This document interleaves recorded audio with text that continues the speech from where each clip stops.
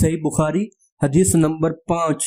अलख की तफसील के सिलसिला में सुना है कि रसूलुल्लाह सल्लल्लाहु अलैहि वसल्लम नज़ूल कुरान के वक्त बहुत सख्ती महसूस फरमाया करते थे और इसकी इलामतों में से एक ये थी कि याद करने के लिए आप सल्लल्लाहु अलैहि वसल्लम अपने होंठों को हिलाते थे।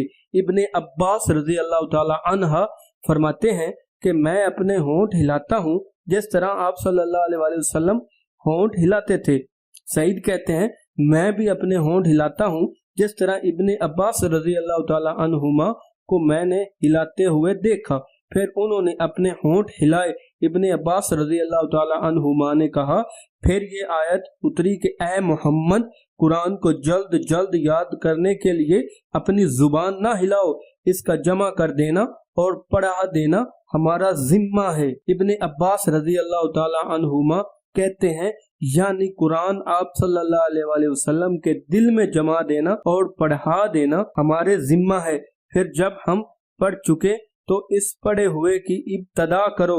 इब्ने अब्बास रज़ी अल्लाह अन्हुमा फरमाते हैं इसका मतलब ये है कि आप उसको खामोशी के साथ सुनते रहो, इसके बाद मतलब समझा देना हमारे जिम्मा है।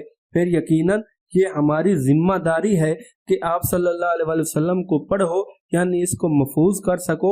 चुनांचा जब आप सल्लल्लाहु अलैहि वसल्लम के पास जिब्राईल अलैहिस्सलाम वही लेकर आते तो आप तवज्जो से सुनते, जब वो चले जाते तो रसूलुल्लाह सल्लल्लाहु अलैहि वसल्लम इस वही को उसी तरह पढ़ते जिस तरह जिब्राईल अलैहिस्सलाम ने इसे पढ़ाया था। हदीस को शेयर करना मत भूलिएगा।